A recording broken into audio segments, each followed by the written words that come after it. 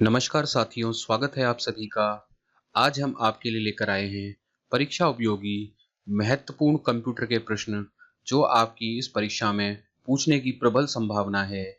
तो वीडियो को अंत तक जरूर देखना और इसमें हमने कंप्यूटर के जितने भी विषय हो सकते हैं उन सभी को इसमें सम्मिलित करने का प्रयास किया है और एक डिटेल्ड वीडियो यहाँ पर बनाया है। तो वीडियो स्टार्ट करने से पहले आप सभी से जो चैनल पर पहली बार आए हैं उन सभी से रिक्वेस्ट है कि चैनल को सब्सक्राइब जरूर करें, जिससे हमें आपके लिए आगे भी परीक्षा उपयोगी उत्कृष्ट मटेरियल हम समय समय पर लाते रहें। तो चलिए शुरू करते हैं। यहाँ पर प्रश्न है, एक ग्लोबल एड्रेस है जिसका उपयोग इंटरनेट पर संसाधनों का पता लगाने के लिए किया जाता है। आपने देखा होगा कि इंटरनेट पर इतने सारे रिसोर्सेज हैं, प्रिंटर है, कंप्यूटर है और भी बहुत सारे रिसोर्सेज हैं जहाँ पर वो सभी यूनिकली आइडेंटिफाई हो जाते हैं। तो वो यूनिकली आइडेंटिफाई किस वजह से हो पाते हैं? तो वो यूनिफॉर्म रिसोर्स लोकेटर यूआरएल की वजह से यहाँ पर जितने भी संसाधन है इंटरनेट पर उनको हम यूनिकली आइडेंटिफाई कर पाते हैं। तो इसका सही जवाब है यूआरएल। अब यूआरएल क्या होता है? यूआरएल का फुल फॉर्म भी पूछा जाता है। तो यूआरएल का फुल फॉर्म होता है uniform resource locator. Uniform resource locator जो होता है यह एक अद्वितीय मतलब यूनिक पहचानकर्ता होता है जिसका उपयोग इंटरनेट पर संसाधन, रिसोर्सेज, वेब पेजेस खोजने के लिए किया जाता है। इसे वेब एड्रेस के रूप में भी जाना जाता है। तो आप जो वेब एड्रेस लिखते हैं www.indiadefinition.com करके, तो यही होता है यूनिफॉर्म रिसोर्स लोकेटर। यूआरएल में एक प्रोटोकॉल होता है और एक डोमेन नेम होता है, तो ये आपको ध्यान में रखना होता है। और बता देता हूँ यहाँ पर ये भी आपसे पूछ लिया जाता है, ये जो शुरू में HTTP लिखा होता है इसको तो बोलते हैं प्रोटोकॉल, और ये www जो लिखा रहता है ये होता है सब डोमेन, और यहाँ पर जो NCRT nic.in यहाँ पर लिखा होता है इसको बोलते हैं डोमेन नेम। तो ये कंप्लीट मिलाकर जो हम वेबसाइट पर लिखते हैं, गूगल क्रोम के अंदर पूरी वेबसाइट जहां पर हमें जाना होता है लिखते हैं, उसको हम बोलते हैं यूआरएल, यूनिफॉर्म रिसोर्स लोकेटर। अगला प्रश्न है, भारतीय उपयोगकर्ताओं के लिए विकसित पहला भारतीय वेब ब्राउजर। तो बहुत महत्वपूर्ण है, कई बार पूछा था पहला भारतीय वेब ब्राउजर यहाँ पर पूछा है। तो पहले भारतीय वेब ब्राउजर का सही जवाब है यहाँ पर एपिक। एपिक पहला भारतीय वेब ब्राउजर है, तो सही जवाब हो जाएगा एपिक।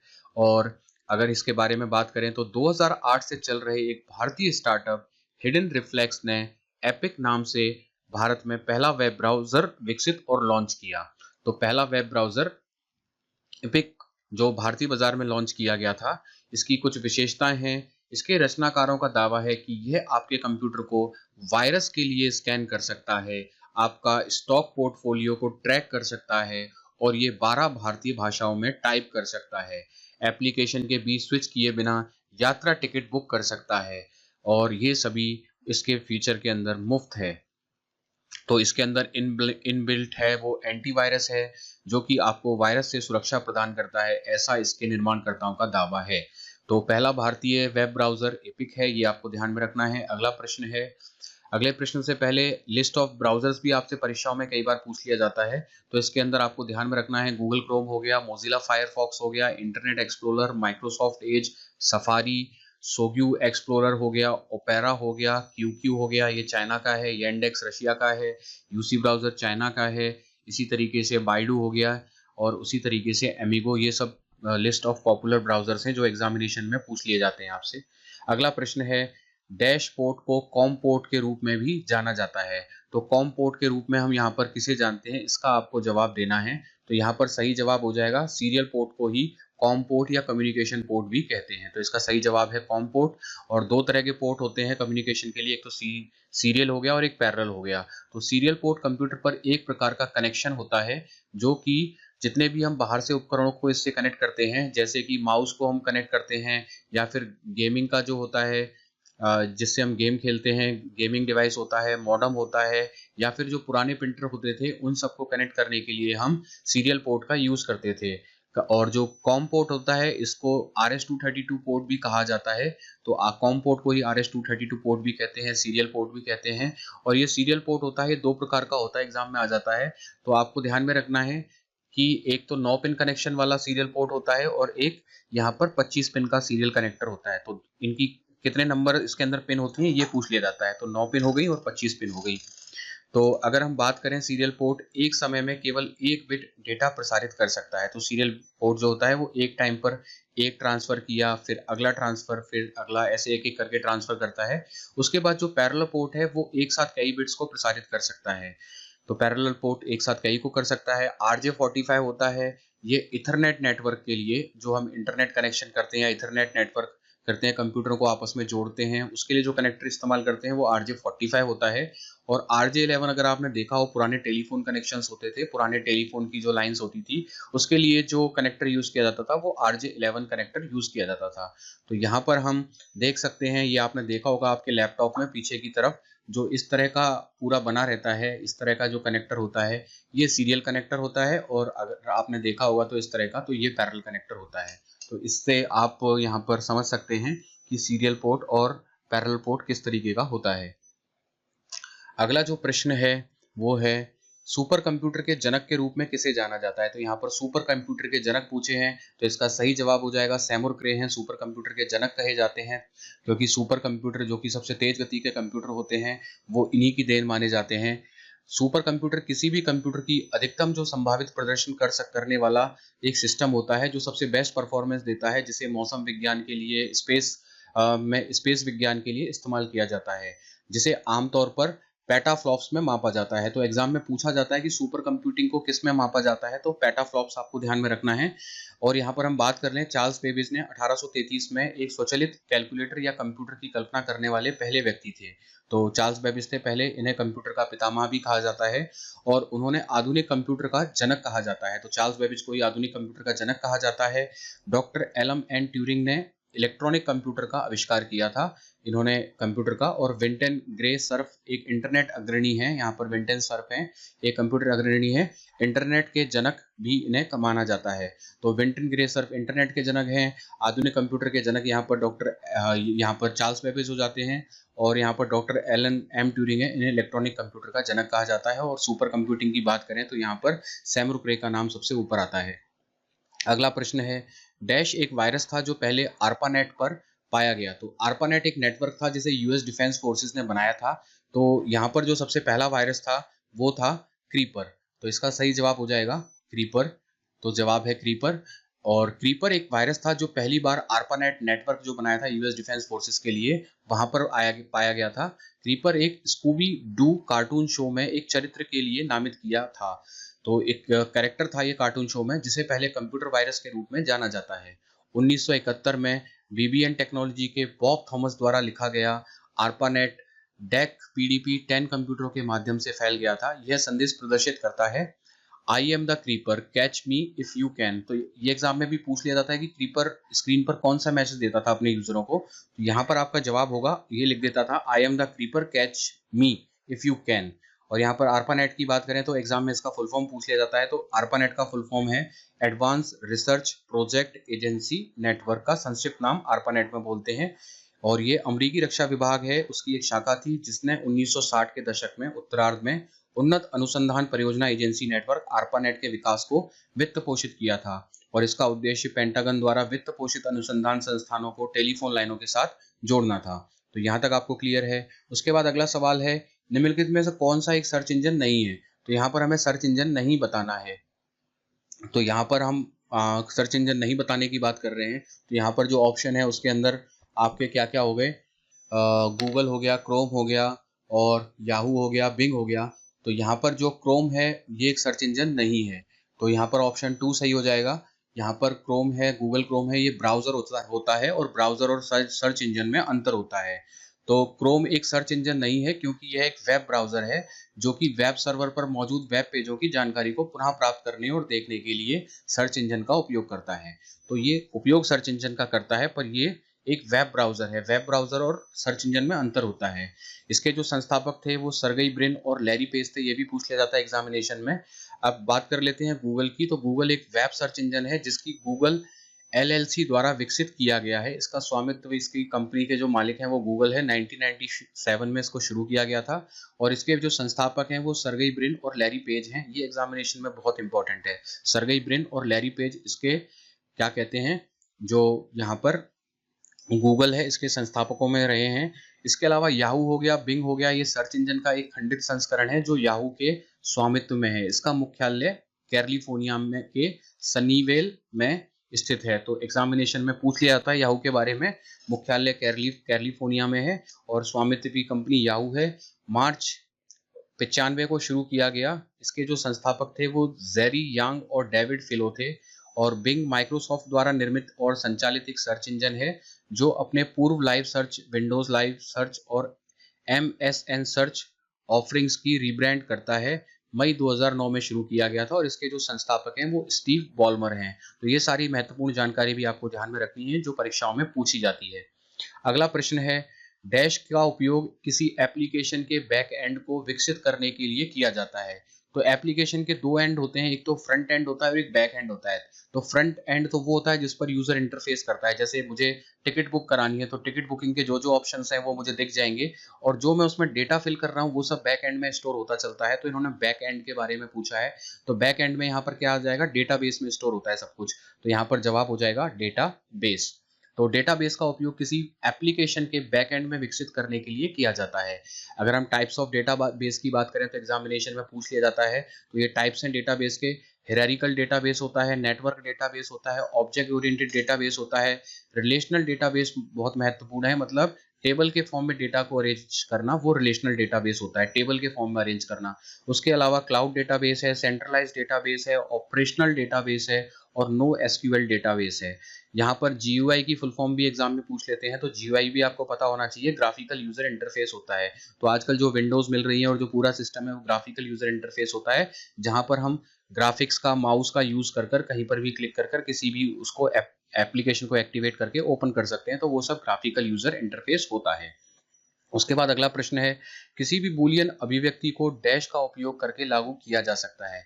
तो किसी भी बूलियन, तो कंप्यूटर की जो भाषा होती है वो बूलियन अलजेब्रा ही होती है, वो उसी में गुणा भाग गणित करता है बूलियन सिस्टम में ही, 0 और 1 के फॉर्म में।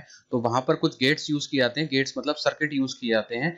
तो जितने भी वहां पर सर्किट यूज किए जाते हैं, तो पूछ रहा है कि करके लागू किया जा सकता है किसी भी बूलियन अभिव्यक्ति को। तो बूलियन अभिव्यक्ति में और gate, and gate, not gate या किसी भी गेट को अगर डिजाइन किया जाए तो हम केवल नैंड या नॉर गेट्स होते हैं जिनको यूनिवर्सल गेट कहते हैं, इनका यूज कर कर हम किसी भी गेट का सर्किट डिजाइन कर सकते हैं। तो इसका सही जवाब हो जाएगा केवल नैंड या फिर नॉर गेट्स का।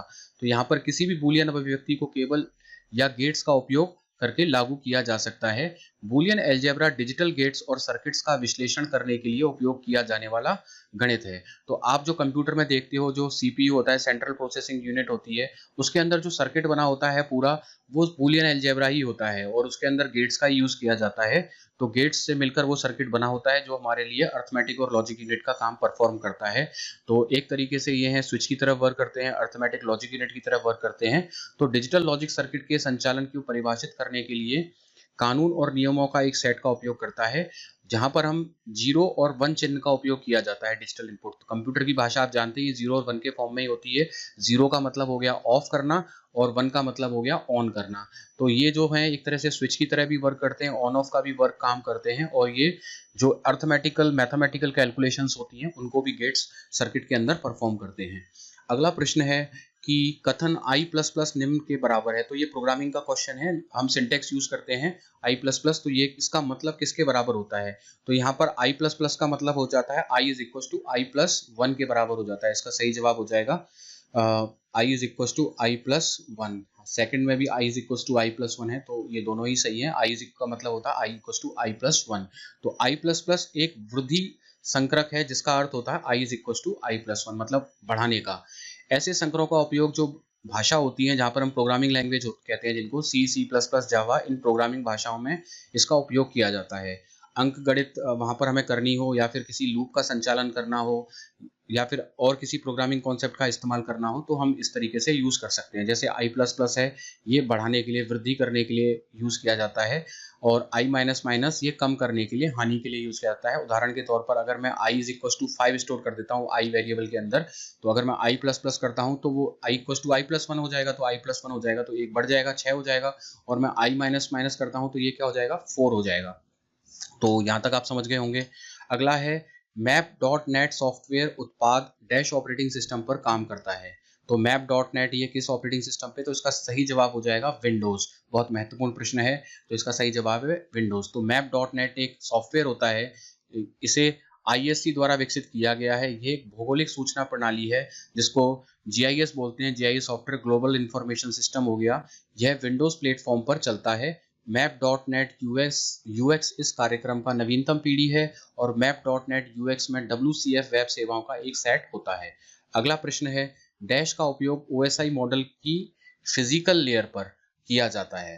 तो किसका फिजिकल लेयर पर यहाँ पर उपयोग किया जाता है? अलग अलग ऑप्शन यहाँ पर दे रखे हैं। तो यहाँ पर पूछा गया है कि फिजिकल लेयर पर किसका उपयोग यहाँ पर किया जाता है।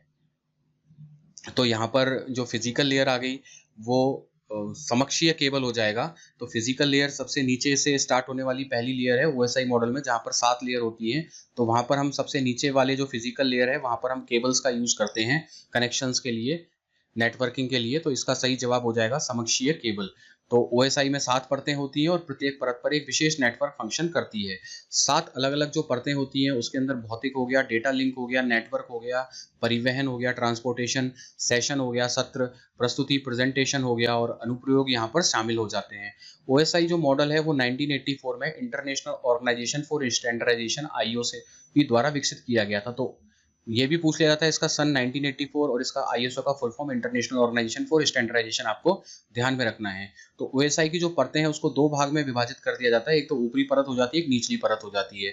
तो OSI मॉडल की जो ऊपरी परत होती है वो मुख्य रूप से एप्लीकेशन संबंधी समस्याओं से संबंधित है और जो OSI मॉडल की निचली परत होती है वो डेटा ट्रांसपोर्ट समस्याओं से संबंधित है। तो यहाँ पर हम देख लेते हैं, यहाँ पर सबसे पहले हम फिजिकल लेयर की बात कर लेते हैं। तो ये फिजिकल स्ट्रक्चर के बारे में बात करता है। तो यहाँ पर कोएक्सियल हो गया, फाइबर केबल्स हो गया। तो जो केबल इसका आंसर है वो इसी लेयर में है। तो यहाँ पर कोएक्सियल केबल हो गया, फाइबर हो गया, वायरलेस हो गया, हब्स, रिपीटर्स, इन सब का इस्तेमाल हम फिजिकल लेयर में करते हैं। अगली लेयर है डेटा लिंक लेयर। यहाँ पर हम फ्रेम्स हो गया, इथरनेट हो गया, ट्रिपल P प्रोटोकॉल हो गया, स्विच हो गया, ब्रिज हो गया, वो सब डेटा लिंक लेयर में आ जाते हैं। उसके अलावा नेटवर्क हो गया, नेटवर्क के अंदर हम पैकेट्स की बात करते हैं और यहाँ पे IP, ICMP, IPsec, IGMP ये सारे प्रोटोकॉल यहाँ पर आ जाते हैं। उसके अलावा ट्रांसपोर्ट है, ट्रांसपोर्ट लेयर में 2 प्रोटोकॉल काम करते हैं, TCP, UDP बहुत इंपॉर्टेंट है। तो ट्रांसपोर्ट लेयर में पूछ लिया जाता है कि कौन से प्रोटोकॉल वर्क करते हैं। तो यहाँ पर ट्रांसमिशन कंट्रोल प्रोटोकॉल हो गया एक, और एक हो गया UDP प्रोटोकॉल। तो ये एंड टू एंड कनेक्शंस भी बोलते हैं, ट्रांसपोर्ट लेयर को एंड टू एंड कनेक्शंस भी बोलते हैं यहाँ पर। उसके अलावा सेशन जो लेयर है ये सिंक करने का काम करती है और सिंक करके पोर्ट पे सेंड करती है। तो यहाँ पर API काम करती है, सॉकेट्स काम करते हैं और विंडशॉक काम करते हैं, ये आपको ध्यान में रखना है।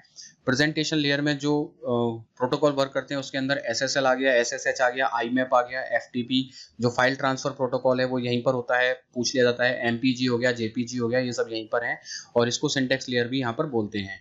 उसके अलावा एप्लीकेशन लेयर है, ये एंड यूजर लेयर है। तो यहाँ पर HTTP, FTP, IRC, SSH और DNS यहाँ पर वर्क करते हैं। तो आपने देखा होगा जो एप्लीकेशन है, जैसे आपने किसी वेबसाइट को खोला ओपन, तो वहाँ पर रहकर आप काम कर सकते हैं। तो वहाँ पर रहकर आपको काम करने के लिए क्या है, HTTP मतलब वेब पेज की रिक्वायरमेंट होती है। तो इसको एंड यूजर लेयर भी यहाँ पर बोलते हैं।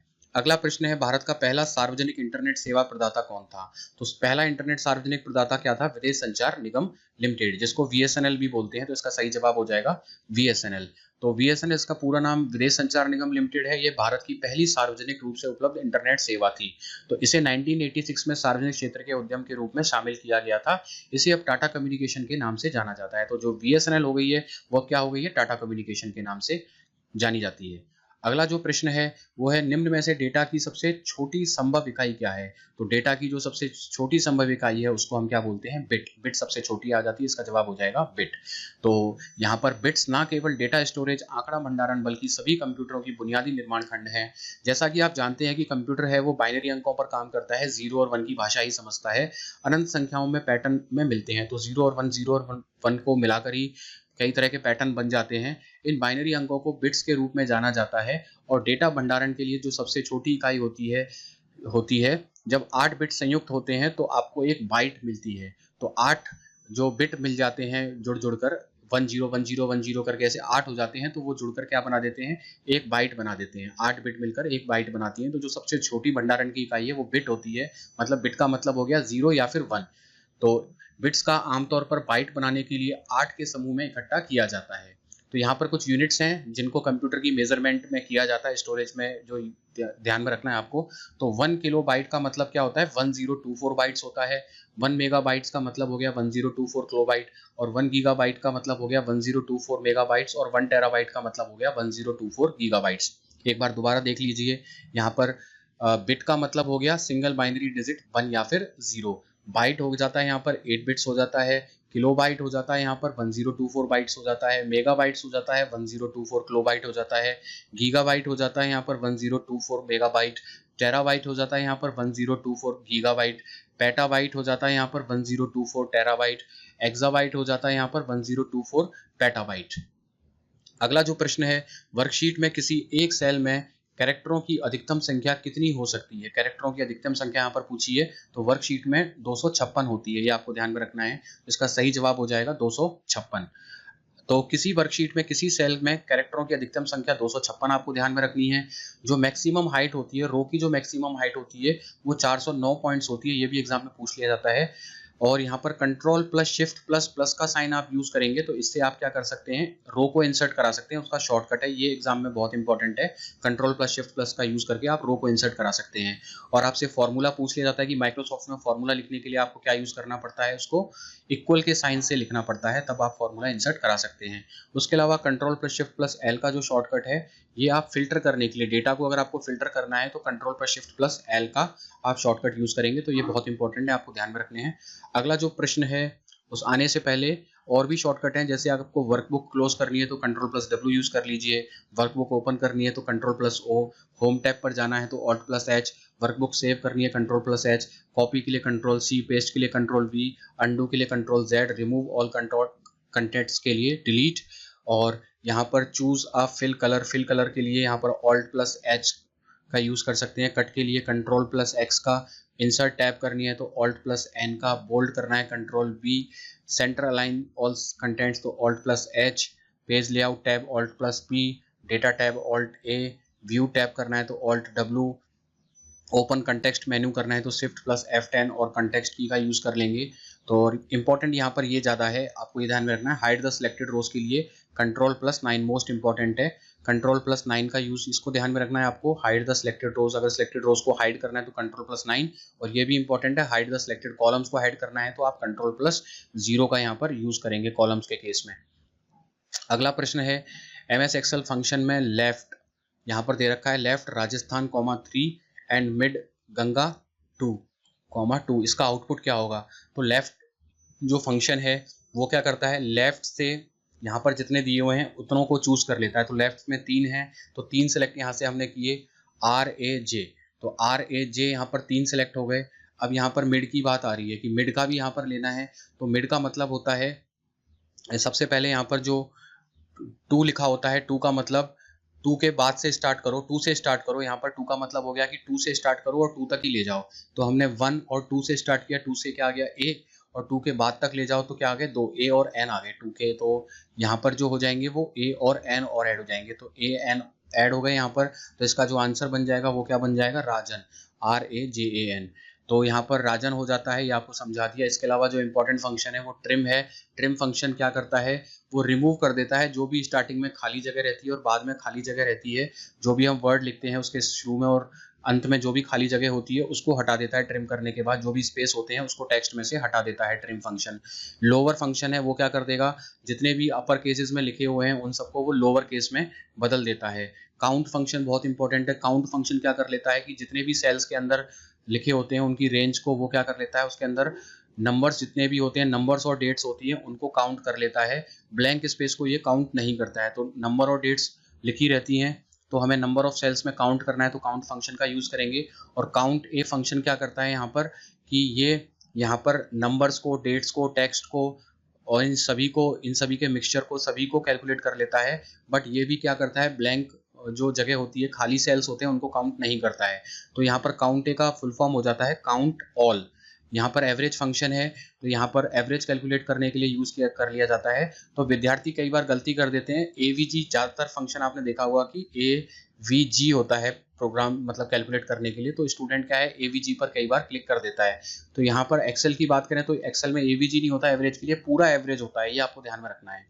उसके अलावा राउंड फंक्शन होता है, ये क्या करता है, राउंड ऑफ वैल्यू रिटर्न कर देता है। जो डेसिमल्स होते हैं उसके अंदर राउंड ऑफ वैल्यू कर देता है। अगला इंपॉर्टेंट है फ्लोर हो गया, फ्लोर फंक्शन इंपॉर्टेंट है। इसकी वैल्यू कैसे निकलती है, तो एग्जांपल के हम फॉर्म में हमने समझाया, जैसे 14,4 है तो यहाँ पर आपको बाद वाला ये नंबर देखना है, उसके आपको टेबल पढ़नी है। तो आपने 4 की टेबल पढ़ी तो 4 1 जा 4, 4 2 जा 8, 4 3 जा 12 आ गया और 4 4 जा 16, तो 4 4 जा 16 इससे बाहर निकल गया। तो हमें पीछे वाली वैल्यू पर आकर रुकना है। तो जो पीछे वाली वैल्यू होती है दूसरे वाले की हमें टेबल पढ़नी स्टार्ट करनी है। यहाँ पर दूसरा जो भी नंबर होगा उससे पीछे वाली, फ्लोर के केस में हमें पीछे वाली जो वैल्यू है उस पर आकर रुक जाना है।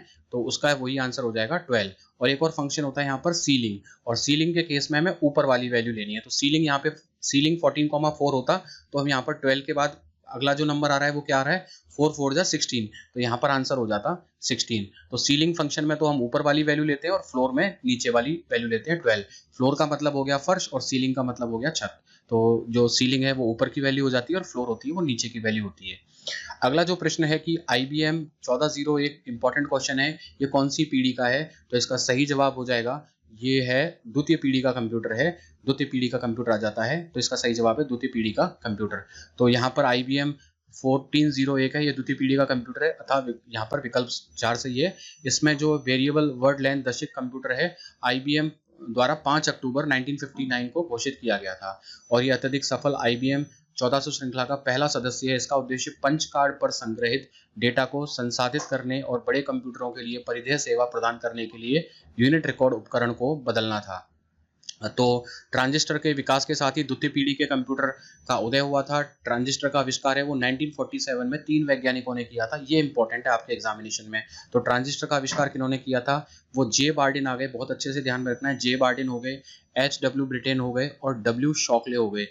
तो इन्होंने किया था, पूछ लिया जाता है। और ट्रांजिस्टर में जो हम सेमीकंडक्टर मटेरियल का इस्तेमाल करते हैं उनका नाम ध्यान में रखना है, जर्मेनियम और सिलिकॉन से बना होता है ट्रांजिस्टर। जो सेमीकंडक्टर पदार्थ होता है वो जर्मेनियम और सिलिकॉन होता है। अब जो शुरू में वैक्यूम ट्यूब चलते थे और वैक्यूम ट्यूब के बाद जिनको रिप्लेस किया है वो ट्रांजिस्टर ने इनको रिप्लेस कर दिया है। तो इसका सही जवाब है द्वितीय पीढ़ी कंप्यूटर। ये आप देख सकते हैं, ये द्वितीय पीढ़ी का कंप्यूटर है पूरा IBM, जिसको 1401 कहते हैं। अगला प्रश्न है कि MS वर्ड को शुरू करने के लिए कौन सी फाइल उत्तरदायी है? तो MS वर्ड को अगर हमें रन विंडो से शुरू करना है, कमांड देकर शुरू करना है, तो इसका सही जवाब हो जाएगा winword.exe। तो सही जवाब है winword.exe। तो माइक्रोसॉफ्ट वर्ड में निष्पादन योग्य फाइल नाम है जिसका उपयोग तब किया जाता है जब वर्ड को प्रारंभ किया जाता है। विनवर्ड शब्द का पूर्ण विंडोज वर्ड माइक्रोसॉफ्ट वर्ड है, तो इसका जो माइक्रोसॉफ्ट वर्ड हो जाता है। अगर Alt F4 की बात करें तो माइक्रोसॉफ्ट को बाहर निकलना है, बंद करना है, तो हम Alt प्लस F4 का शॉर्टकट यूज कर सकते हैं।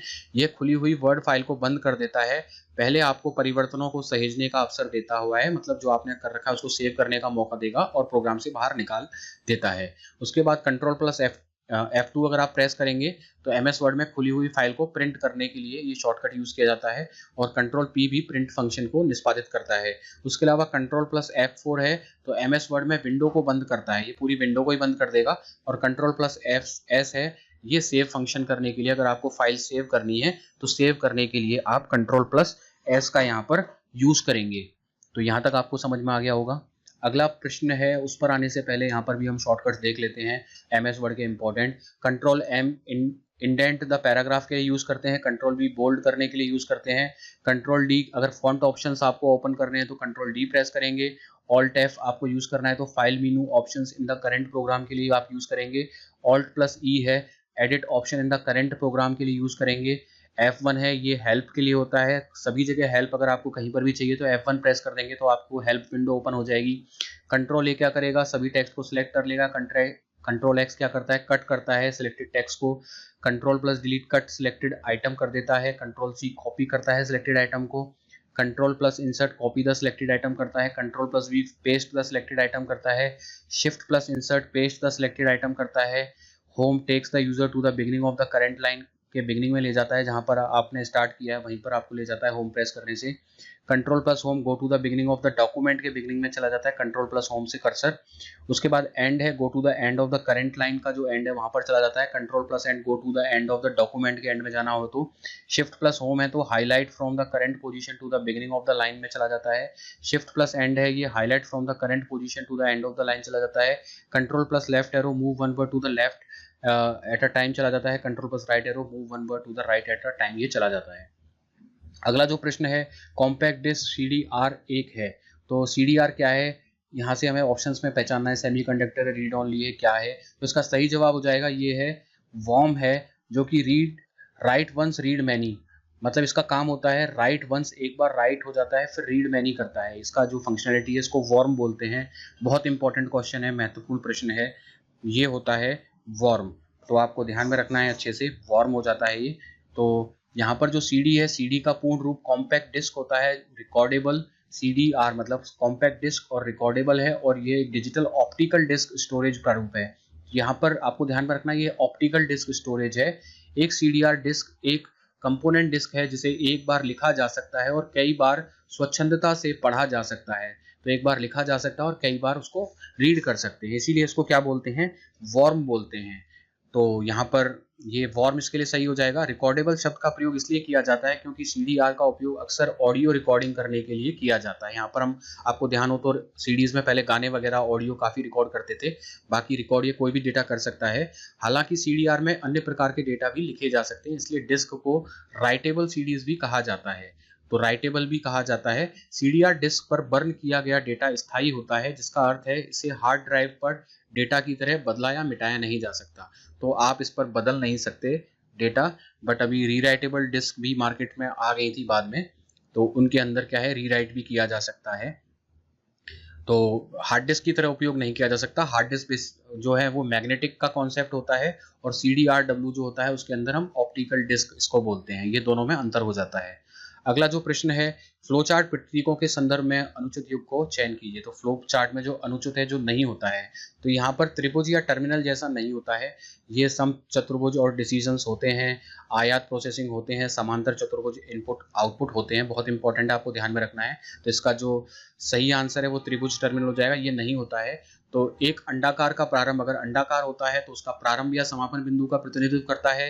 रेखा एक कनेक्टर है तथा जो प्रतिनिधि आकृतियों के बीच में सीधे संबंधों को दिखाती है। समांतर त्रिभुज हो जाता है, वो क्या करता है, इनपुट या आउटपुट। ऐसे समांतर त्रिभुज का जो सिंबल है वो इनपुट और आउटपुट को दर्शाता है। एक आयत एक प्रक्रिया का प्रतिनिधित्व करता है। इसके अलावा जो हीरा और डायमंड जैसा शेप होता है या समचतुर्भुज होता है, वो डिसीजन लेने के लिए, निर्णय लेने के लिए यहाँ पर इस्तेमाल होता है। आयत एक प्रक्रिया का प्रतिनिधित्व करता है। उसके अलावा उल्टा त्रिकोण कच्चे माल के उत्पाद सूची के भंडारण को संकेत देता है, तो स्टोरेज को देता है। उल्टा जो त्रिकोण होता है वो जैसे ही हम जो डेटा करते हैं उसके भंडारण का हमें देता है। तो यहाँ पर आप देख सकते हैं, ये हो गया यहाँ पर अंडाकार शेप में, है ना, ये स्टार्ट और एंड प्रोसेस को शो करता है।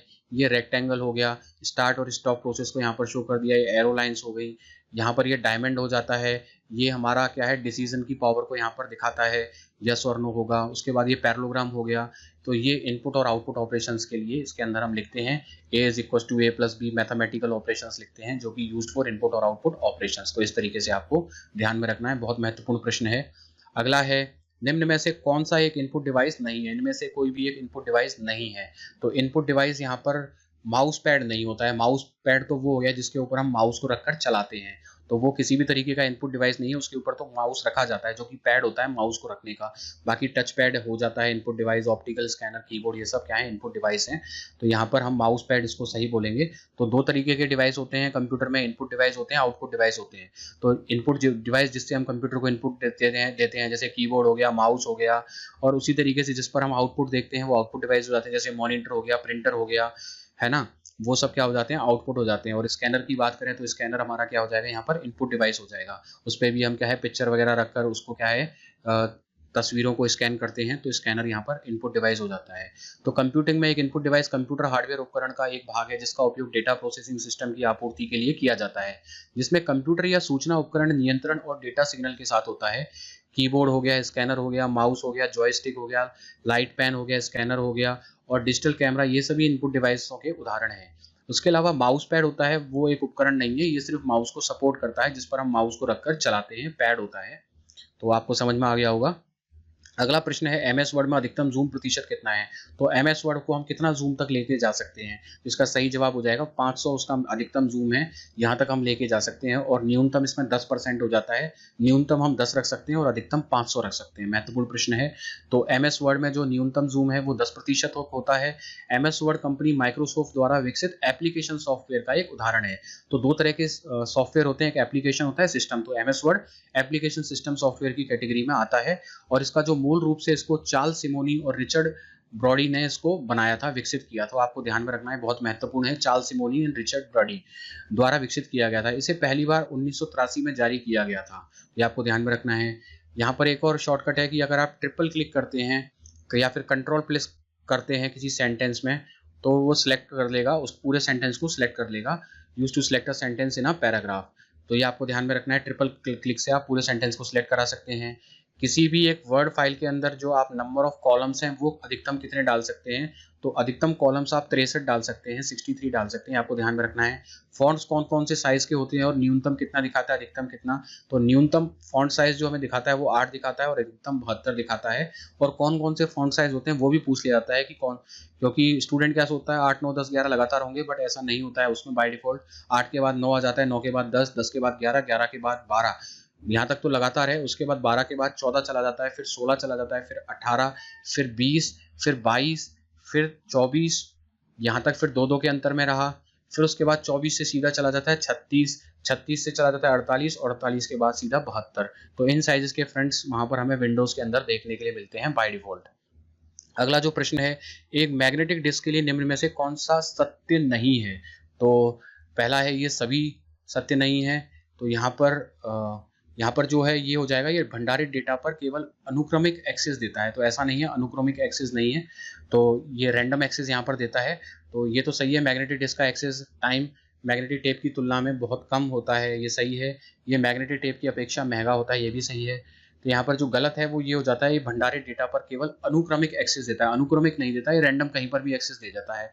अनुक्रमिक का मतलब अनुसरण करते हुए, सीक्वेंशियल जिसको बोलते हैं, सीक्वेंस के अकॉर्डिंग, तो सीक्वेंस के अकॉर्डिंग नहीं है, रैंडम एक्सेस कहीं पर भी हम कर सकते हैं। तो अनुक्रम एक्सेस मेमोरी कंप्यूटिंग में अनुक्रमिक access memory SAM data storage device का एक वर्ग है जो अनुक्रम को डेटा संग्रह पढ़ता है। यह रैंडम एक्सेस मेमोरी के विपरीत है जहां डेटा को किसी भी क्रम में एक्सेस किया जा सकता है। अनुक्रमिक एक्सेस डिवाइस आमतौर पर चुंबकीय भंडारण या ऑप्टिकल भंडारण का एक रूप है। इसके अलावा बड़ी मात्रा में डेटा स्टोर करने के लिए चुंबकीय भंडारण सबसे किफ़ायती तरीकों में से एक है। चुंबकीय भंडारण 2 प्रकार की चुंबकीय ध्रुवों का उपयोग करता है।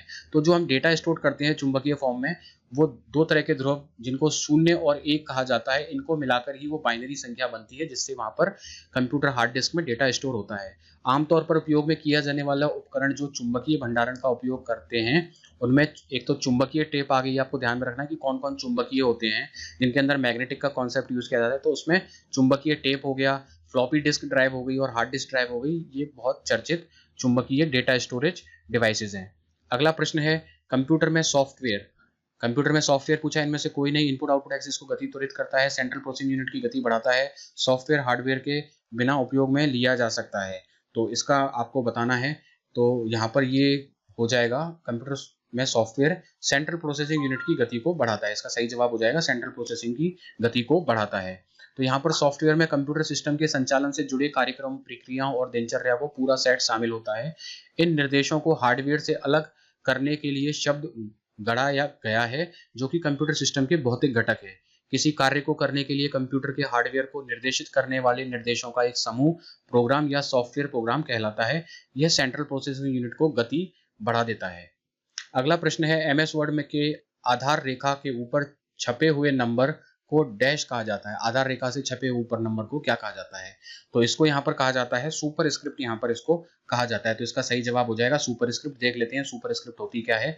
तो यहाँ पर आधार रेखा होती है, जो बेस लाइन होती है उसके ऊपर अगर नंबर दिखता है तो उसको सुपर स्क्रिप्ट कहते हैं।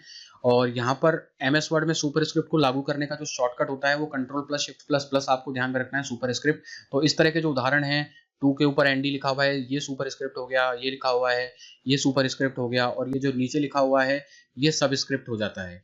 तो इसको सब स्क्रिप्ट बोलते हैं और उसको सुपर स्क्रिप्ट बोलते हैं। तो यहाँ तक आपको ये चीज क्लियर है कि 2 होते हैं, एक तो सुपर स्क्रिप्ट होता है और एक सब स्क्रिप्ट होता है। तो इस तरह के लिखने को हम सुपर बोलते हैं और नीचे लिखी हुई चीज को हम क्या बोलते हैं, सब स्क्रिप्ट बोलते हैं। अगला प्रश्न है, निम्नलिखित में से TCP का सही पूर्ण रूप कौन सा है। तो TCP का यहाँ पर फुल फॉर्म पूछा है, तो TCP हो गया ट्रांसमिशन कंट्रोल प्रोटोकॉल। तो यहाँ पर इसका सही जवाब हो जाएगा ट्रांसमिशन कंट्रोल प्रोटोकॉल। तो यहाँ पर इसका जो जवाब है ट्रांसमिशन कंट्रोल प्रोटोकॉल फोर्थ। तो यहाँ पर ट्रांसमिशन कंट्रोल प्रोटोकॉल क्या है? प्रोटोकॉल। प्रोटोकॉल क्या होते हैं? एक तरीके के कंप्यूटर में इस्तेमाल होने वाले नियम होते हैं। उन्हीं नियमों का पालन कर कंप्यूटर क्या करते हैं? एक दूसरे से कम्युनिकेशन करते हैं। तो जैसे क्या है कि हम एक दूसरे से बात कर रहे हैं, तो हमें भी बात करते वक्त कुछ नियमों का कि जब तक एक बोल रहा है तो दूसरा चुप रहे, तभी वो बात दूसरे के समझ में आएगी। अगर दोनों एक साथ बोलेंगे तो नॉइज हो जाएगी, किसी को कुछ समझ नहीं आएगा। इसी तरीके से कंप्यूटरों को भी आपस में कम्युनिकेशन करने के लिए कुछ नियमों का पालन करना पड़ता है, जिसको प्रोटोकॉल बोलते हैं। उसी नियमों के तहत में कंप्यूटर आपस में काम करते हैं। तो टीसीपी इंटरनेट प्रोटोकॉल सूट एक मौलिक प्रोटोकॉल है। यह नेटवर्क पर डेटा पैकेटों के विश्वसनीय, व्यवस्थित और त्रुटि जांचे डिलीवरी प्रदान करता है। टीसीपी डेटा को पैकेटों में ब्रेक करता है और यह सुनिश्चित करता है कि वो बिना किसी त्रुटि या हानि के अपने गंतव्य तक पहुंचे। यह इंटरनेट से जुड़े कंप्यूटर या डिवाइस के बीच डेटा के प्रवाह का प्रबंधन भी करता है। टीसीपी का व्यापक रूप है से इनको वेब ब्राउजिंग के लिए इस्तेमाल करते हैं, ईमेल, फाइल ट्रांसफर आदि जैसी एप्लीकेशनों के लिए इसका उपयोग किया जाता है। इंटरनेट प्रोटोकॉल आईपी के साथ मिलकर टीसीपी आईपी प्रोटोकॉल सूट बनता है। तो यहाँ पर और भी प्रोटोकॉल्स हैं जिनका फुल फॉर्म आपको ध्यान में रखना है, एग्जाम में पूछ लिया जाता है। एफटीपी यहाँ पर हो गया फाइल ट्रांसफर प्रोटोकॉल, एसएसएच हो गया सिक्योर सेल, POP3 हो गया पोस्ट ऑफिस प्रोटोकॉल, HTTP हो गया हाइपरटेक्स्ट ट्रांसफर प्रोटोकॉल, IMAP हो गया internet message access protocol, HTTPS हो गया हाइपरटेक्स्ट ट्रांसफर प्रोटोकॉल। S का मतलब सिक्योर हो जाएगा यहाँ पर, और P का मतलब हो गया point two point protocol, TCP का ट्रांसमिशन कंट्रोल प्रोटोकॉल, और यहाँ पर यूजनेट प्रोटोकॉल यहाँ पर हो जाता है। ये सारे प्रोटोकॉल्स हैं जो आपको ध्यान में रखने हैं। अगला प्रश्न है, एक से अधिक वर्कबुक विंडो खुली होने पर अगली वर्कबुक विंडो पर स्विच करने के लिए किस कीबोर्ड शॉर्टकट का कुंजी का उपयोग किया जाता है? तो एक्सेल के अंदर वर्कबुक होती है, मान लो एक वर्कबुक खुली है और आपको दूसरी वर्कबुक पर स्विच करना है, तो यहाँ पर आपको कौन सा जो शॉर्टकट है वो यहाँ पर इस्तेमाल करना होगा? तो इसका सही जवाब है Ctrl+F6 करके आप जो खुली हुई वर्कबुक होती हैं, जो वर्कबुक होती है उनमें स्विच कर सकते हैं। तो इसका जवाब है Ctrl+F6। तो और भी शॉर्टकट है जो आपको ध्यान में रखने हैं। Ctrl+P का इस्तेमाल होता है प्रिंट डायलॉग बॉक्स को प्रिंट होने के लिए यूज होता है। Ctrl+F9 का वर्तमान विंडो का छोटा करता है। Ctrl+स्पेस है संपूर्ण कॉलम को हाईलाइट करता है, और ये महत्वपूर्ण है Ctrl+स्पेस, ये कि संपूर्ण कॉलम को क्या करता है? हाईलाइट कर देता है। यहाँ पर Ctrl+F6 है खुली वर्कबुक विंडो के बीच स्विच करता है, और Shift+स्पेस है ये संपूर्ण पंक्ति का चयन करता है। तो ये आपको ध्यान में रखने हैं, महत्वपूर्ण है, एक्सेल के लिए शॉर्टकट है ये। अगला प्रश्न है, निम्नलिखित में से कौन सा इम्पैक्ट प्रिंटर का एक मान्य वर्ग नहीं है? तो इम्पैक्ट का पूछा है यहाँ पर, तो इम्पैक्ट का मान्य वर्ग नहीं है। तो यहाँ पर हमें देखना है, डेजी व्हील है, line printer, drum printer, laser printer. तो यहाँ पर लेजर प्रिंटर है, ये इम्पैक्ट का मान्य रूप नहीं है, क्योंकि दो तरह के प्रिंटर होते हैं, एक तो इम्पैक्ट प्रिंटर हो गया, एक नॉन इम्पैक्ट प्रिंटर हो गया। तो यहाँ पर लेजर प्रिंटर नॉन इम्पैक्ट की कैटेगरी में आता है। इम्पैक्ट प्रिंटर वो होता है जो अपने ड्रम से, हेड से किसी चीज पर आवाज कर उसको छापते हैं। तो यहाँ पर इम्पैक्ट प्रिंटर में डेजी व्हील प्रिंटर इम्पैक्ट हो जाता है, लाइन प्रिंटर इम्पैक्ट हो जाता है, ड्रम प्रिंटर इम्पैक्ट है, और डॉट मैट्रिक्स प्रिंटर क्या है? इम्पैक्ट प्रिंटर है, और लेजर प्रिंटर यहाँ पर नॉन इम्पैक्ट प्रिंटर की कैटेगरी में आता है। Dot matrix, drum printer, line printer, Daisy wheel printer और अन्य प्रारंभिक प्रिंटर को इम्पैक्ट प्रिंटर के रूप में जाना जाता है। इम्पैक्ट प्रिंटर का कागज या संबंधित माध्यम पर एक स्याही युक्त रिबन के टकराव द्वारा कार्य होता है। तो एक हैमर होता है जो कि रिबन पर टकराता है, उससे क्या अक्षर छपते हैं। एक जेट और लेजर प्रिंटर और अन्य आधुनिक युग के जो प्रिंटर एक स्याही युक्त रिबन का उपयोग नहीं करते हैं, और इन्हें गैर इम्पैक्ट प्रिंटर के रूप में जाना जाता है। तो वो सब गैर इम्पैक्ट हो जाते हैं। गैर इम्पैक्ट प्रिंटर के प्रारंभिक युग के प्रिंटर की तुलना में कम रखरखाव की आवश्यकता होती है। तो यहाँ पर कार्ट्रिज का इस्तेमाल हो जाता है, और इंक का जो इस्तेमाल होता है वहां पर रिबन का इस्तेमाल नहीं होता है। जब हम किसकी बात करते हैं? यहाँ पर नॉन इम्पैक्ट प्रिंटर की बात करते हैं।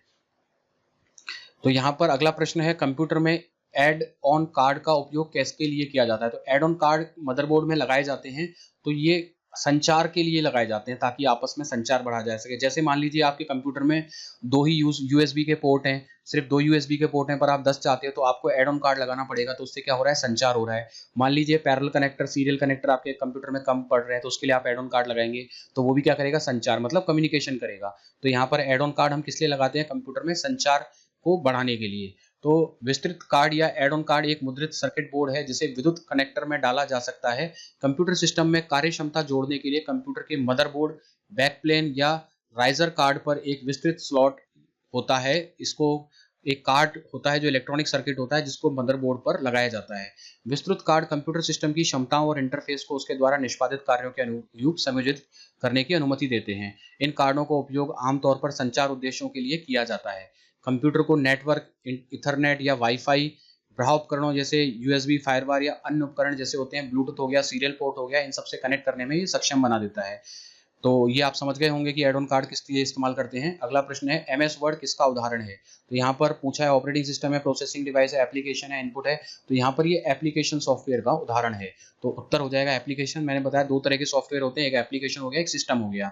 तो एप्लीकेशन सॉफ्टवेयर एंड यूजर्स के लिए बनाया गया प्रोग्राम या प्रोग्रामों का समूह होता है। जो हम यूजर्स होते हैं जो इस्तेमाल करते हैं एप्लीकेशंस को, वो हमारे लिए बनाया होता है, जिसमें एग्जाम्पल हो गए, उदाहरण हो गए, वर्ड प्रेशर हो गया, स्प्रेडशीट हो गया, अकाउंटिंग एप्लीकेशन हो गया, वेब ब्राउजर हो गया, ईमेल क्लाइंट हो गया, मीडिया प्लेयर हो गए, फाइल व्यूअर हो गए, सिमुलेटर हो गए, कंसोल गेम या फोटो एडिटर, ये सब एप्लीकेशन सॉफ्टवेयर हो गए। उसके अलावा सिस्टम सॉफ्टवेयर क्या होते हैं। ये सिस्टम सॉफ्टवेयर अन्य सॉफ्टवेयर के लिए प्लेटफॉर्म प्रदान करने के लिए डिजाइन किया गया है। सॉफ्टवेयर सिस्टम्स सॉफ्टवेयर वे उदाहरणों में ऑपरेटिंग सिस्टम जैसे Mac OS, GNU Linux, Android और Microsoft Windows communication science software, game engine, industrial automation और सॉफ्टवेयर जैसे सर्विस एप्लीकेशन शामिल हैं। तो सिस्टम सॉफ्टवेयर क्या करता है, यहाँ पर जो सिस्टम के लिए काम करे, जो सिस्टम को रिपेयर करे, सिस्टम की मॉनिटरिंग करे, जो यूजर से जिसका मतलब नहीं होता है डायरेक्टली, वो सब सिस्टम सॉफ्टवेयर की कैटेगरी में आ जाते हैं। अगला प्रश्न है एक डैश कंप्यूटर नेटवर्क पर एक केंद्रीय सर्वर है जो जुड़े हुए ग्राहक को सर्वर की भंडारण क्षमता तक पहुंचने में सक्षम बनाता है। तो भंडारण क्षमता तक पहुंचने के लिए जो सक्षम बनाता है वो यहाँ पर पूछा है। तो इसका जो सही जवाब है वो क्या हो जाएगा, यहाँ पर फाइल सर्वर। तो यहाँ पर सही जवाब है फाइल सर्वर हो जाएगा, ये फाइल सर्वर।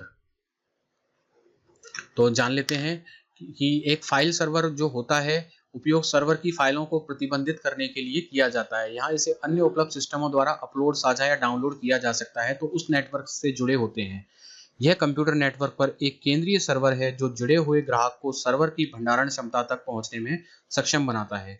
फाइल सर्वर उपयोगकर्ताओं को अतिरिक्त डेटा मीडिया पर फाइलों के लिए केंद्रीय भंडारण स्थान प्रदान करते हैं जो सभी स्वीकृत ग्राहकों के लिए उपलब्ध हैं।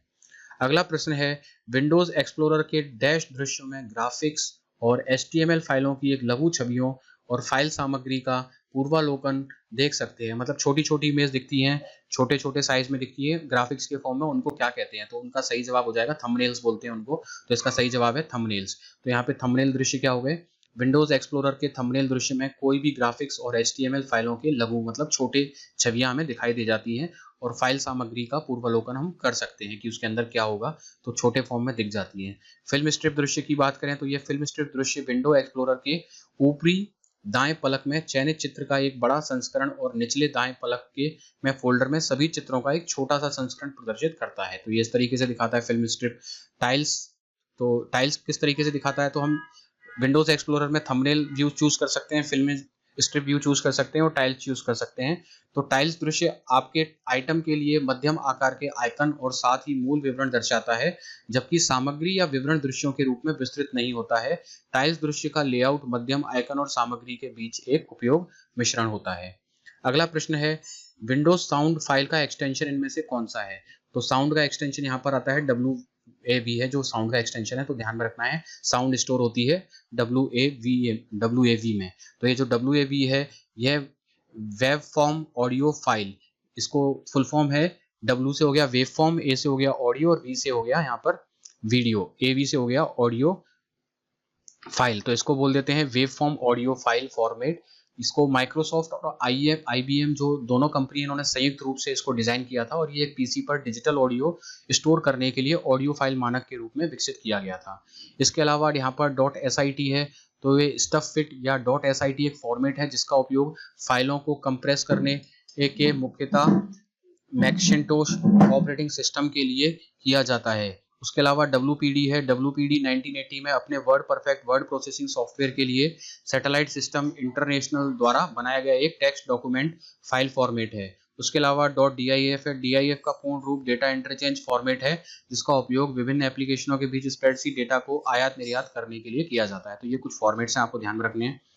उसके अलावा है MS Word manual line break के लिए शॉर्टकट कुंजी क्या है? तो मैनुअल लाइन ब्रेक के लिए यहाँ पर कौन सी है, इंपॉर्टेंट क्वेश्चन है, पूछ लिया जाता है। तो यहाँ पर इसका सही जवाब हो जाएगा शिफ्ट प्लस एंटर। आंसर हो गया शिफ्ट प्लस एंटर।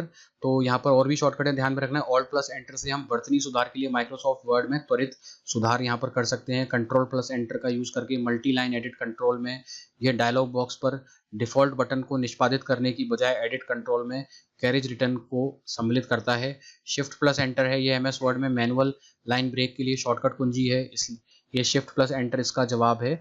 और स्पेस प्लस एंटर करते हैं तो ये MS वर्ड में शॉर्टकट नहीं होता है। तो यहाँ पर ऐसा कोई शॉर्टकट नहीं है स्पेस प्लस एंटर, ये एक गलत हो जाता है। अगला प्रश्न है डैश को लगातार रिफ्रेश करते रहना होता है ताकि सूचित भंडारित रहे, अन्यथा यह उसे खो देगा जो इसका धारण किया है। तो हम जो रैम यूज करते हैं दो तरह की होती है, एक तो डी रैम और एस रैम की कैटेगरी आ जाती है। तो एक रैम होती है जिसको हमें बार बार राइट क्लिक करके क्या है रिफ्रेश रिफ्रेश रिफ्रेश करना होता है।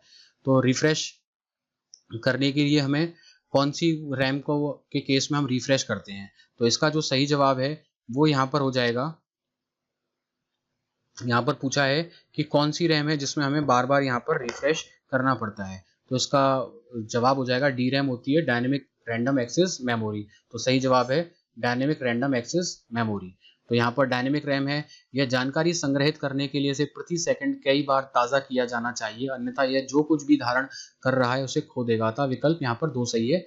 Static random access memory SRAM है, यह रैंडम एक्सेस मेमोरी रैम है जो डेटा बिट्स को अपनी मेमोरी में तब तक बनाए रखती है जब तक कि बिजली की आपूर्ति की जा रही है। तो लाइट जब तक मिलती है तब तक यहाँ पर ये स्टोर करते रहते हैं रैम में। डायनेमिक रैम के विपरीत जो एक कैपेसिटर और एक ट्रांजिस्टर से युक्त सेल में बिट्स को स्टोर करता है, SRAM को समय समय पर रिफ्रेश करने की आवश्यकता नहीं होती है। तो SRAM हो गया, उसको तो हमें रिफ्रेश करने की जरूरत नहीं होती और उसको हमें रिफ्रेश करना पड़ता है। अगला प्रश्न है डैश नियमों का एक समूह है जो कि किसी नेटवर्क में कंप्यूटरों के बीच संचार को नियंत्रित करता है। तो यहाँ पर संचार को नियंत्रित करने वाला जो यहाँ पर ऑप्शन होगा मैंने पहले ही बता दिया, प्रोटोकॉल हो जाएगा यहाँ पर। तो प्रोटोकॉल सेट ऑफ रूल्स होते हैं जो कम्युनिकेशन में कंप्यूटर आपस में जो कम्युनिकेट करते हैं, एक दूसरे से कनेक्ट होते हैं, तो उनको कुछ नियमों का पालन करना पड़ता है, उन्हीं नियमों के पालन को प्रोटोकॉल बोलते हैं। प्रोटोकॉल नियमों का एक समूह है जो नेटवर्क पर कंप्यूटर के बीच संचार के नियंत्रित करता है। तो नियम निर्देशी शामिल होते हैं, नियंत्रित करते हैं। उसके अलावा इसके अंदर जैसे डेटा ट्रांसफर की गति को, केबल बिछाने का प्रकार, इनकी अनुमत भौतिक टेक्नोलॉजीज पे डिपेंड करते हैं। नेटवर्क एक प्रोटोकॉल पदानुक्रम है, एक प्रोटोकॉल एक परत के भीतर संचार के लिए नियमों का एक समूह होता है। एक सेवा वह जो परत एक इंटरफेस के माध्यम से ऊपर की परत को प्रदान करती है। तो 7 परत होती हैं, तो एक दूसरे परत जाने से कुछ नियमों का पालन होता है, उसी को प्रोटोकॉल बोलते हैं। अगला प्रश्न है वेब पेज फाइल का एक्सटेंशन का उपयोग करती है। तो वेब पेज कौन सी फाइलों का एक्सटेंशन करते हैं? तो इसका जवाब हो जाएगा .html या .htm। तो सही जवाब है .htm HTML।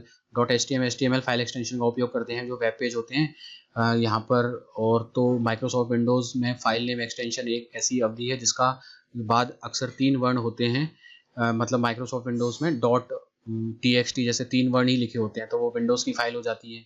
उसके अलावा जो JPG यहाँ पर फॉर्मेट है, ये फोटो को संग्रहित करने के लिए, फोटो को सेव करने के लिए जॉइंट फोटोग्राफिक एक्सपर्ट ग्रुप, तो JPG का फुल फॉर्म हो जाता है जैसे जॉइंट फोटोग्राफिक एक्सपर्ट ग्रुप। ये भी एग्जाम्स में पूछ लिया जाता है, जो कि क्या करता है, जो इमेजेस होती है उनको सेव करने के लिए हम JPG फॉर्मेट का इस्तेमाल करते हैं।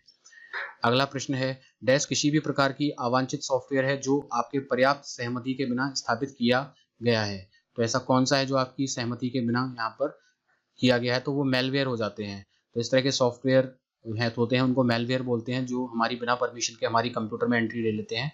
तो मेलवेयर वायरस, ट्रोजन और अन्य विनाशकारी कंप्यूटर प्रोग्रामों के लिए एक व्यापक शब्द है जो इन सभी के लिए यूज कर लेते हैं। वायरस, ट्रोजन और इन सब के लिए कॉमन वर्ड यूज कर लेते हैं जिसको मेलवेयर बोलते हैं, जो संवेदनशील जानकारी तक पहुंच प्राप्त करने के लिए सिस्टम और नेटवर्क को क्या कर देता है, इन्फेक्ट कर देता है, संक्रमित कर देता है, करने के लिए सक्रिय का उपयोग करते हैं। यह अवांछित सॉफ्टवेयर हैं जो उपयोगकर्ता को पर्याप्त सहमति के बिना स्थापित किया गया है। मेलवेयर एक फाइल या कोड है जो आमतौर पर एक नेटवर्क पर वितरित किया जाता है, जो एक हमलावर की इच्छा के अनुसार किसी भी व्यवहार को संक्रमित करता है, खोजता है या चुराता है। मेलवेयर का आमतौर पर निम्न में से एक उद्देश्य होता है। फर्मवेयर का एक सॉफ्टवेयर प्रोग्राम या हार्डवेयर डिवाइस पर प्रोग्राम किए गए निर्देशों का एक समूह है और यह आवश्यक निर्देश प्रदान करता है। तो इस तरीके से आप समझ गए कि मेलवेयर एक कॉमन वर्ड यूज किया जाता है वायरस, ट्रोजन के लिए जो कंप्यूटर की को इफेक्ट करते हैं। अगला प्रश्न है, फोल्डर की सभी फाइलों को चयन करने के लिए आप डैश कीबोर्ड शॉर्टकट का उपयोग करते हैं। तो सभी को सिलेक्ट करने के लिए आप किसका यूज करेंगे? तो यहाँ पर उत्तर हो जाएगा कंट्रोल+A का, सभी फाइलों को सिलेक्ट करने के लिए। तो यहाँ पर ये शॉर्टकट आपको ध्यान में रखने हैं। तो यहाँ पर और भी जो विंडोज़ के शॉर्टकट हैं उसके अंदर कंट्रोल+X हो जाता है, चयनित आइटम को हटाने के लिए यूज़ करते हैं। कंट्रोल+C या कंट्रोल+इंसर्ट चयनित आइटम की कॉपी करने के लिए यूज़ करते हैं। कंट्रोल+V है या शिफ्ट+इंसर्ट है, चयनित आइटम पेस्ट करने के लिए यूज़ करते हैं। कंट्रोल+Z किसी क्रिया को पूर्ववत करने के लिए, मतलब अंडू करने के लिए यहाँ पर यूज़ करते हैं। Alt+Tab का इस्तेमाल करते हैं खुले हुए जो ऐप्स होते हैं उनके बीच में स्विच करने के लिए। मान लो एक दो विंडो खुली हुई है, उनको एक दूसरे में स्विच करना है तो Alt+Tab का यूज़ कर लेते हैं। और Alt+F4 यूज़ करते हैं, जो भी सक्रिय विंडो खुली हुई होती है या एप्लीकेशन खुली हुई होती है उससे बाहर आने के लिए Alt4 का यूज़ किया जाता है। एक पूर्ण ऑपरेटिंग सिस्टम जो एक डेस्कटॉप कंप्यूटर, नोटबुक कंप्यूटर या एक मोबाइल कंप्यूटिंग डिवाइस पर काम करता है, उस ऑपरेटिंग सिस्टम को कहलाते हैं। तो ऐसे ऑपरेटिंग सिस्टम को बोलते हैं स्टैंड अलोन। बहुत महत्वपूर्ण प्रश्न है, तो उसको बोलते हैं स्टैंड अलोन ऑपरेटिंग सिस्टम। तो स्टैंड अलोन ऑपरेटिंग सिस्टम एक ऑपरेटिंग सिस्टम है जो नोटबुक, डेस्कटॉप कंप्यूटर या लैपटॉप जैसे डिवाइस पर काम करता है। एक स्टैंड अलोन ऑपरेटिंग सिस्टम एक पूर्ण कार्य फ्रेमवर्क प्रदान करता है। डॉस, विंडोज 95, मैक ओएस और Windows 2000 professional stand alone operating system के कुछ उदाहरण हैं। तो ये स्टैंड अलोन सिस्टम होता है। अगला प्रश्न है, डॉट्स प्रति इंच DPI एक की क्या मापता है? तो ये इससे क्या मापा जाता है? तो यहाँ पर इसका सही जवाब हो जाएगा कंप्यूटर स्क्रीन पर पिक्सल्स का घनत्व इससे मापा जाता है। तो कंप्यूटर स्क्रीन पर जो पिक्सल्स होते हैं उसको डॉट्स पर इंच में नापा जाता है। इसका फुल फॉर्म भी पूछ लिया जाता है, DPI का फुल फॉर्म, तो इसका फुल फॉर्म डॉट्स पर इंच है और इससे कंप्यूटर का जो पिक्सल्स है उसका घनत्व नापा जाता है। तो यहाँ पर अगर हम बात करें कि 600 DPI वाला प्रिंटर एक ऐसा प्रिंटर है जो 600 गुणा 600 प्रति वर्ग इंच या यहाँ पर 3,60,000 डॉट्स प्रति इंच प्रिंट करता है। DPI बढ़ाने से मुद्रित छवि का आकार छोटा या हो जाएगा, जबकि DPI घटाने से मुद्रित छवि का आकार बड़ा हो जाएगा। तो यहाँ पर आप ध्यान में रख सकते हैं और ये ध्यान रख सकते हैं कि पिक्सल्स प्रति इंच, PPI भी आपको ध्यान में रखना है, ये भी मेजरिंग यूनिट है। तो PPI का फुल फॉर्म होता है पिक्सल्स पर इंच। कंप्यूटर मॉनिटर पर प्रदर्शित छवि के 1 इंच के भीतर निहित पिक्सल्स की संख्या को संदर्भ करता है। अगला प्रश्न है, कंप्यूटर स्क्रीन पर एक छवि डैश के मैट्रिक्स से बनी होती है। तो डैश के मैट्रिक्स से बनी छवि को हम यहाँ पर क्या बोलते हैं? तो इसका सही जवाब हो जाएगा, यहाँ पर इसका सही जवाब है पिक्सल्स। तो पिक्सल्स इसका जवाब हो गया। तो यहाँ पर अगर हम बात करें कि डिजिटल ग्राफिक्स में एक पिक्सल्स बुनियादी तार्किक इकाई होती है। ये डिजिटल छवि या ग्राफिक्स की सबसे छोटी इकाई है जिसे डिजिटल डिस्प्ले उपकरण पर दिखाया और प्रदर्शित किया जाता है। कंप्यूटर डिस्प्ले पर पूर्ण छवि, वीडियो, टेक्स्ट या कोई भी दृश्यमान चीज बनाने के लिए पिक्सल को संयोजित किया जाता है। तो कंप्यूटर स्क्रीन पर एक छवि पिक्सल के मैट्रिक्स से बनी होती है, तो ये आपको ध्यान में रखना है। अगला प्रश्न है, निम्नलिखित में से कौन सा एक सीरियल पोर्ट है जो नेटवर्क से सीधा संपर्क प्रदान करता है? तो सीरियल पोर्ट जो सीधा नेटवर्क से संवाद प्रदान करता है उसका हमें यहाँ पर बताना है। तो यहाँ पर इसका सही जवाब हो जाएगा इन सभी में से, यहाँ पर NIC हो जाएगा, नेटवर्क इंटरफेस कार्ड, NIC। तो इसका सही जवाब है NIC। तो NIC का अर्थ होता है, इसका फुल फॉर्म भी आपको ध्यान में रखना है। NIC का मतलब हो गया network interface card. Network interface card एक कंप्यूटर हार्डवेयर घटक है जो एक कंप्यूटर को कंप्यूटर नेटवर्क से जोड़ता है। यह कंप्यूटर के बेतार माध्यम से संचार करने में मदद करता है। मुख्य रूप से 2 प्रकार के नेटवर्क इंटरफेस कार्ड होते हैं, आपको ध्यान में रखना है।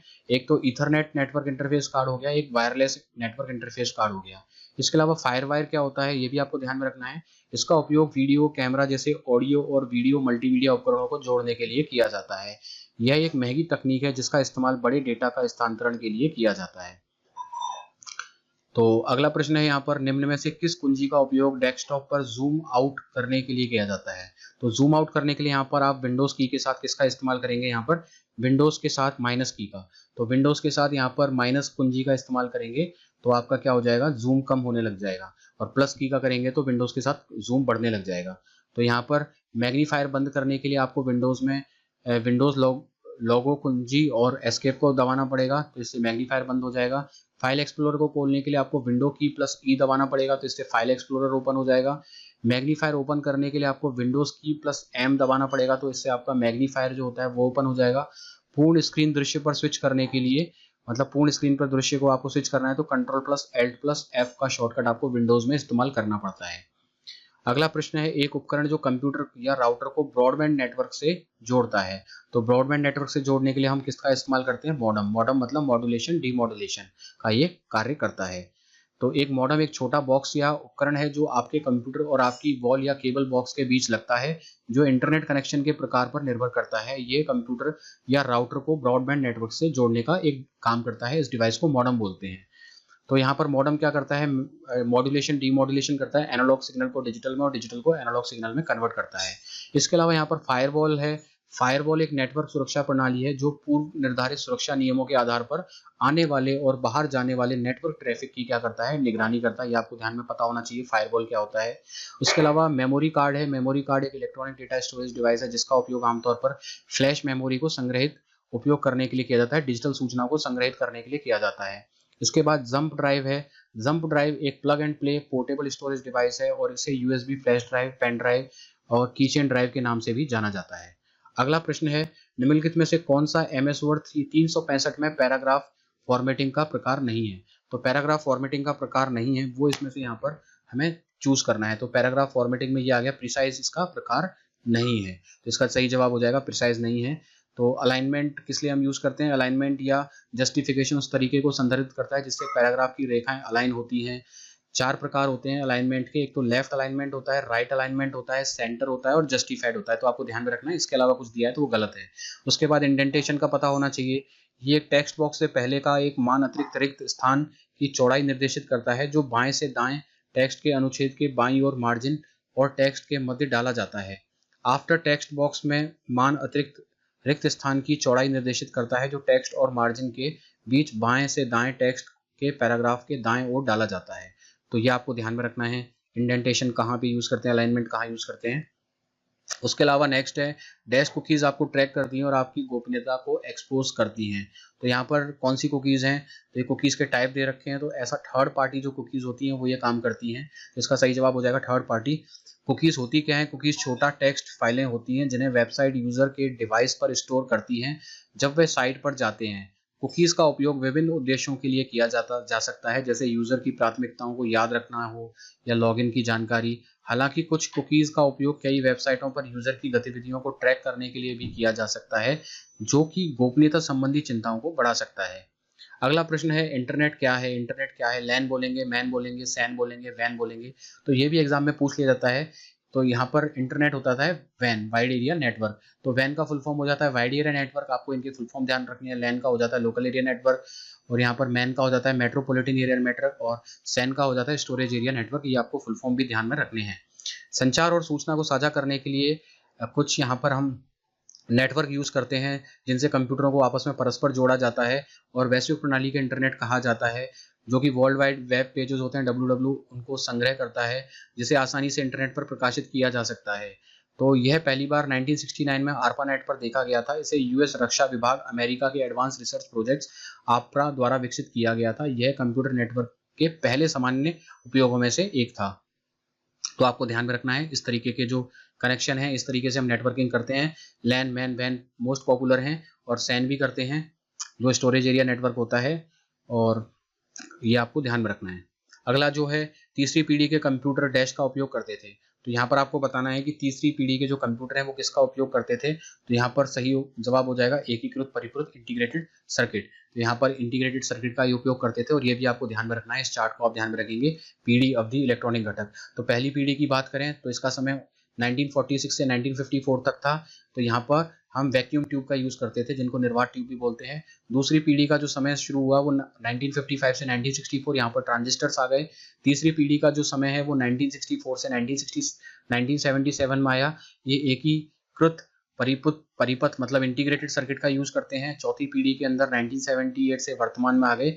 ये VLSI, very large scale integrated circuit micro processor जिससे बना हुआ होता है उसको VLSI टेक्नोलॉजी बोलते हैं, उसका यूज करते हैं। और अब पांचवी पीढ़ी जो वर्तमान में चल रही है और भविष्य में रहेगी वो अल्ट्रा लार्ज स्केल इंटीग्रेशन जिसको ULSI बोलते हैं, यहाँ पर चलेगी या फिर बायोचिप्स का इस्तेमाल होगा। तो ये आपको ध्यान में रखनी है, पीढ़ी, वर्ष और उसमें कौन सी टेक्नोलॉजी इस्तेमाल हो रही थी।